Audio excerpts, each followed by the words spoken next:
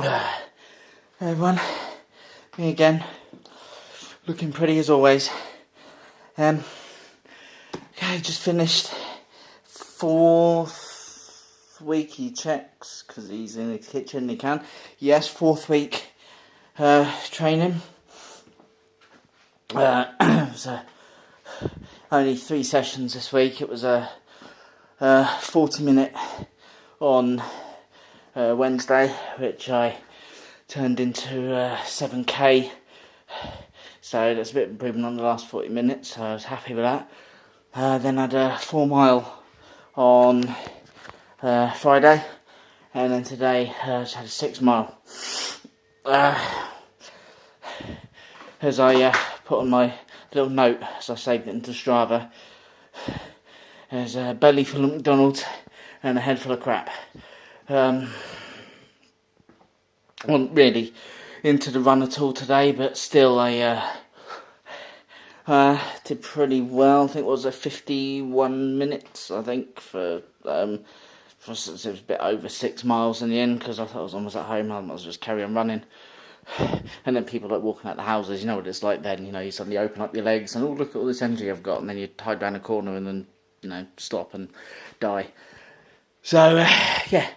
So that's my training this week. So far I'm actually really happy. I'm posting good times, which doesn't really matter, because all that matters is you finish the run, to be honest. But I'm the man, I can't help it. I need to be competitive, and when I do the half marathon, I want to do it in under 2 hours. So, and for that I think I need like 5 minutes 40 a kilometre. At the minute I'm doing around 5:20 over these much shorter distances, but if I can keep that going, then I should be there, hopefully. Yeah, so going over, I did my announcement video yesterday of what this is all about. This half marathon I'm doing is the first of 12 months worth of events for the National Autistic Society. I just have a natural compulsion to give back to things that mean a lot to me. That's why I'm doing it. And with who's again, it's not been a great week. After last week we had him, and he was, I've got so many people around me. I can't help myself. I do always do something silly like this. It always happens, and it's hard to hear. But at 6 years old, he's got the self-realisation that he knows he can't help it, but he just doesn't have the maturity just to come up to an adult who can help him and take him away from it all. Because that's exactly what we do. If he says, "Hey, my mum, dad, it's a bit too much, please take me away," we will, because we're his parents, we love him, we know him, and that's exactly what's needed. Yeah, and Friday. Yeah, well, Friday, as I found out from Facebook, that my granddad had died last Thursday. And I sort of my wife said, your brother's rung up, he's asking how everyone is, and he's just found out about your granddad, and we're like, what? Well, we haven't got a clue, what's there. And then he said to me, the moment he heard that I hadn't heard anything, his heart fell through the floor, because he thought exactly the same thing that I did when we found out, that he died. My mum doesn't know, because if my mum knew, she'd let us know. And so on Friday, I rang up my dad, and I said to him, I don't know how to say this, Dad, I'm just going to blurt it out.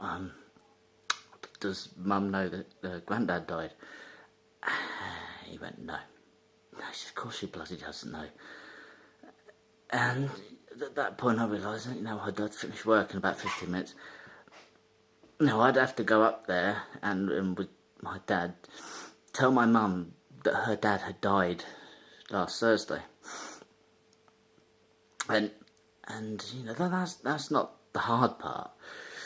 Because, you know, as harsh as it is, as, you know, my parents, they know that, you know, it wasn't going to be too long, because, you know, my granddad was, you know, in his 90s, and then we celebrated his 90th birthday this January.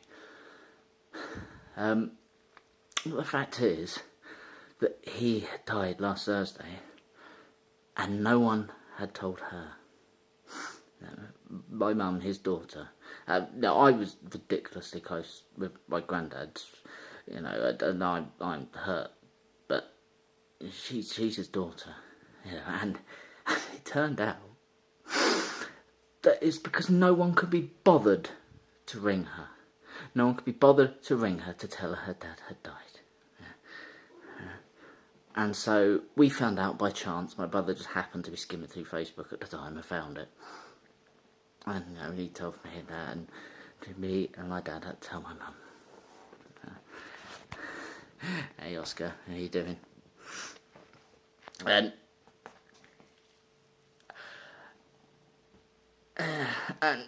obviously, no, because, you know, my life's never without drama.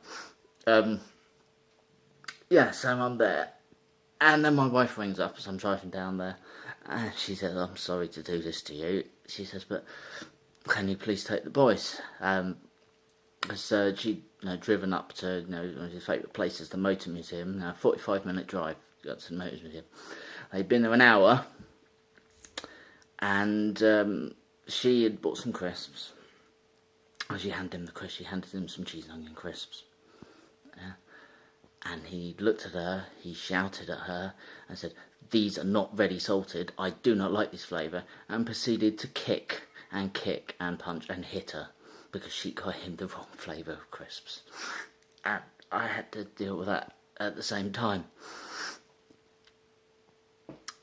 And yeah, it's been a bit of a hard week, but I carried on running, and yeah. That was the week this week. Like I said, I'm doing all this because I want to be there for my son. I want to learn. I want to be able to do whatever I can to help. And obviously the same for my wife as well. You know, she wants to help, and we need to, as much as we do, we know and understand him. We just want to know how to help and understand him better. So, yeah, hopefully it'll be a bit more of a cheery one next week. Well, fingers crossed and touching wood, I don't think it can get much worse. So, I'll see you all later, and I should actually get this one up at 9 o'clock, hopefully. Bye.